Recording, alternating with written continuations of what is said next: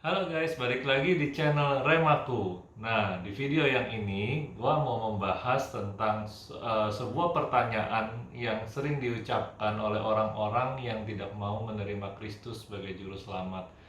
Pertanyaannya adalah, kalau Tuhan itu adil, kenapa bisa ada orang kaya dan orang miskin? Gitu. Jadi dia itu mau mengatakan bahwa saya itu nggak percaya sama Tuhan. Kenapa? Karena Tuhan aja menurut saya nggak adil. Kalau misalnya Tuhan adil, kenapa ada orang yang kaya dan ada orang yang miskin? Nah, gitu kira-kira statementnya dia gitu ya. Nah, sebelum kita membahas lebih jauh ke dalam Alkitab, saya mau ngajak kalian untuk sedikit membedah pola pikirnya ini dulu gitu ya. Dengan dia mengatakan kalau Allah adil, maka kenapa bisa ada yang kaya dan ada yang miskin? Artinya dia membuat sebuah hipotesa di sini. Hipotesanya itu adalah Allah adil. Jika Allah adil, maka semua orang harus kaya. Pasti kaya dong ya. Walaupun justru di sini masalahnya. Sebuah hipotesa itu baru benar kalau definisinya itu jelas. Nah, sekarang kalau dia ngomong kalau Allah adil, maka semua orang itu kenapa ada yang kaya dan ada yang miskin? Berarti maksud dia, apakah kalau sama-sama miskin itu juga adil? Kalau kita ngikutin gaya berpikir dia, harusnya ya begitu gitu. Artinya kalau sama-sama miskin ya adil juga dong. Karena kan dia tadi nanyanya adalah kalau Allah adil, kenapa ada yang kaya dan ada yang miskin?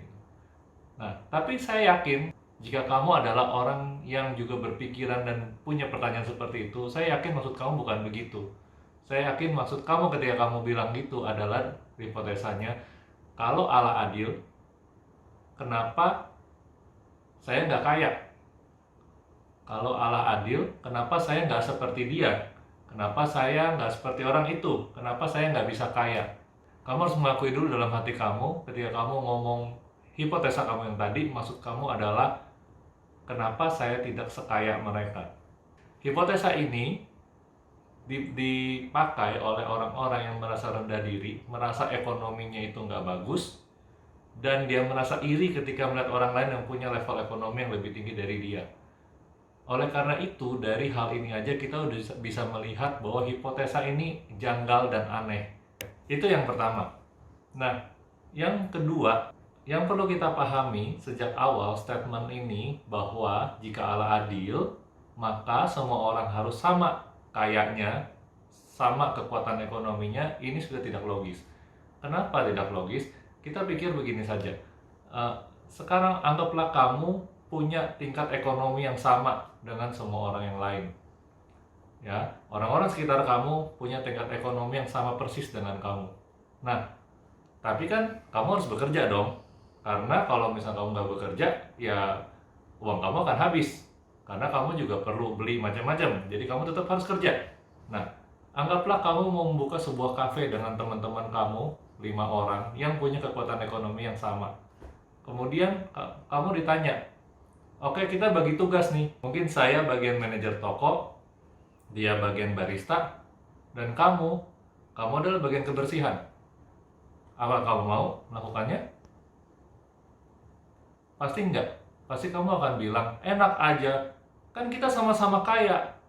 Kenapa saya harus jadi tukang bersih-bersih? Nah, yang ingin saya sampaikan di sini adalah, jika semua orang punya tingkat ekonomi yang sama, maka dunia ini tidak akan bisa berjalan.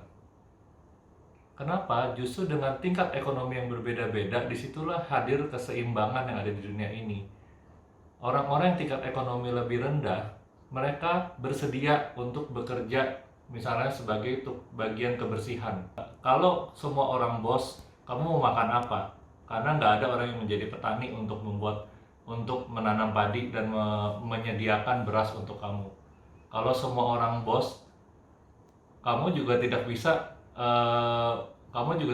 menyetir mobil kamu. Kenapa? Karena tidak ada orang yang akan mau jadi buruh di bagian produksi mobil yang mengerjakan produksi dari mobil kamu itu. Oke? Jadi kita harus pahami dulu bahwa level ekonomi yang berbeda-beda itu justru membuat keseimbangan di dunia ini, dan Tuhan memang menciptakannya seperti itu. Nah, kemudian yang ketiga, ini juga hal yang sangat penting untuk menjadi pemikiran kamu ketika kamu berpikir bahwa ketika Allah adil, maka semua orang itu harus sama kayanya. Saya harus sama kaya dengan orang lain. Problemnya adalah begini, kamu harus mengerti bahwa kamu tidak bisa menyamaratakan semua orang. Sekarang begini, orang itu ada yang betul-betul pengikut Tuhan, percaya sama Tuhan, hidup sesuai jalan Tuhan, dan ada orang-orang yang tidak hidup sesuai dengan jalan Tuhan, yang tidak peduli dengan Tuhan, yang hidup sesuai dengan kemauan dirinya.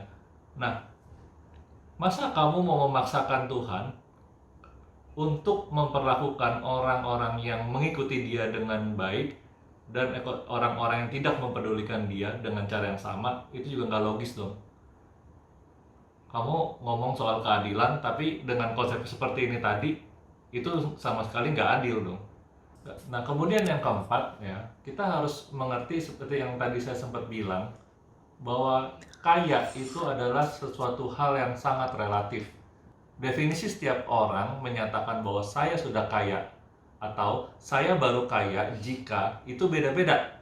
Ada orang yang bilang, oh kalau saya udah punya duit 1 miliar, 2 miliar, saya udah kaya.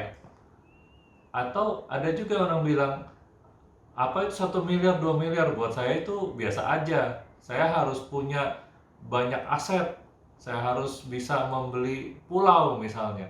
Tapi ada juga orang yang bilang, oh selama saya cukup, makan sudah cukup, saya jalan-jalan sudah cukup, saya kemanapun saya bisa, saya udah cukup kaya.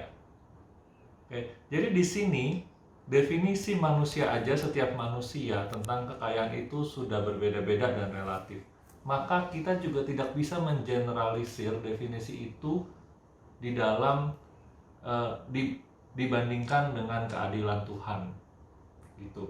Nah, jadi dengan 4 hal yang tadi saya udah jelaskan, di sini kita bisa melihat bahwa statement bahwa Allah itu adil jika semua orang sama kayanya itu nggak masuk akal dan nggak bisa diterima, gitu ya. Saya akan masuk ke dalam prinsip-prinsip firman Tuhan mengenai kekayaan. Nah, saya akan membacakan sebuah nats Alkitab. Nats ini diambil dari Matius 25 ayat yang ke-14 sampai ayat ke-30. Tapi saya akan menceritakan bagian-bagian pentingnya yang perlu kita pelajari. Nats ini berbicara tentang perumpamaan tentang talenta. Sebab hal kerajaan sorga sama seperti seorang yang mau berpergian ke luar negeri, yang memanggil hamba-hambanya dan mempercayakan hartanya kepada mereka. Seseorang ini menggambarkan Tuhan, ya. Nah, yang seorang diberikan 5 talenta, yang seorang lagi diberikan 2, dan yang seorang lagi diberikan 1. Nah, yang penting adalah kata-kata selanjutnya. Masing-masing menurut kesanggupannya, lalu ia berangkat. Oke. Talenta itu menggambarkan berkat. Berkat bisa uang ataupun hal yang lain. Tidak harus uang, tapi intinya talenta itu adalah berkat. Artinya ketika seseorang ini mau pergi ke luar negeri, dia memberikan hamba-hambanya talenta yang berbeda-beda. Dan yang terpenting adalah kata-katanya menurut kesanggupannya.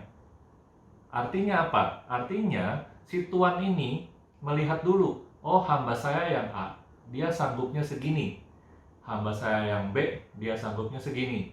Hamba saya yang C, dia sanggupnya segini. Artinya dia punya penilaian dulu terhadap masing-masing hambanya. Penilaian itu berdasarkan dia, dan dalam perumpamaan ini Tuhan menilai kita, seberapa sanggup kita bisa mengelola uang yang Tuhan berikan kepada kita. Oke, ini adalah hal yang penting dulu nih. Jadi kita harus mengerti dulu bahwa ketika Tuhan memberikan berkat kepada kita, Tuhan melihat seberapa sanggup kita mengelola uang itu. Oke. Kemudian yang tadi dijelaskan bahwa yang seorang diberikan 5 talenta, yang seorang lagi 2, dan seorang lain lagi diberikan 1. Kemudian dia pergi, si tuannya itu pergi.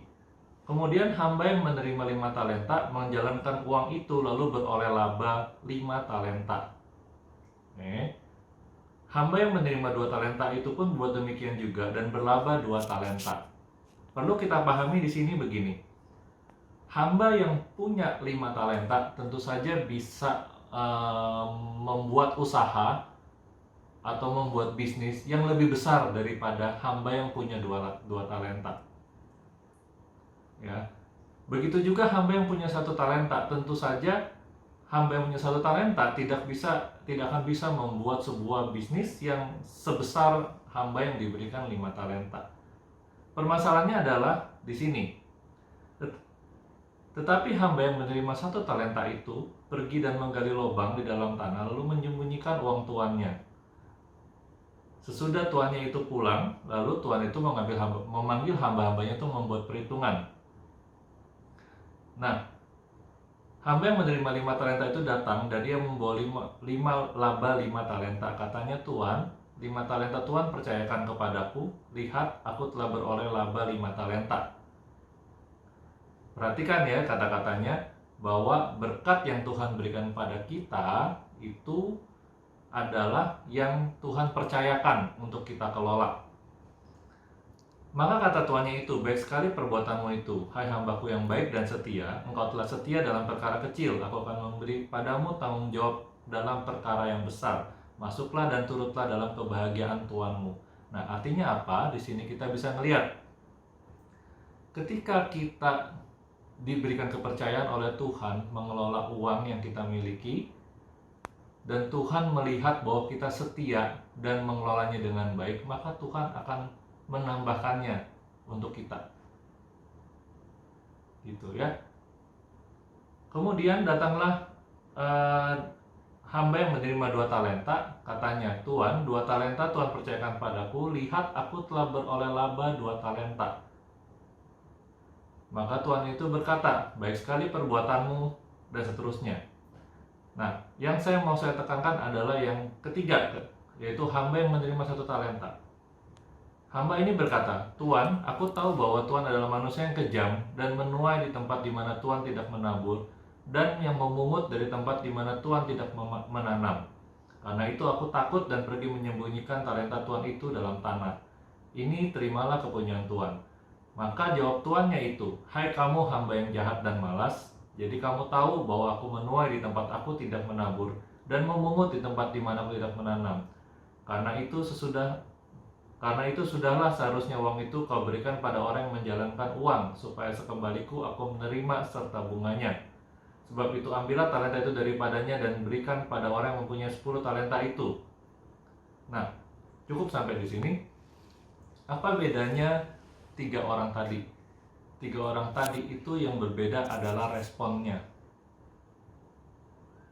Orang yang punya 5 talenta dan orang yang diberikan 2 talenta punya respon yang benar. Ketika ia diberikan talenta, ketika orang diberikan 2 talenta, dia tidak melihat kenapa ya saya nggak dikasih 5 seperti dia. Tetapi dia bersyukur dan dia bekerja mengelola talenta itu sehingga beroleh laba.